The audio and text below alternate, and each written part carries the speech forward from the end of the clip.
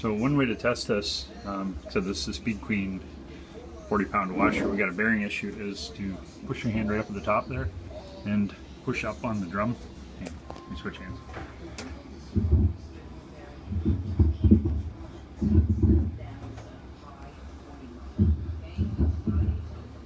So you can see that gap change, and you can hear the noise as the drum moves around. So that's a good indication the bearing's gone.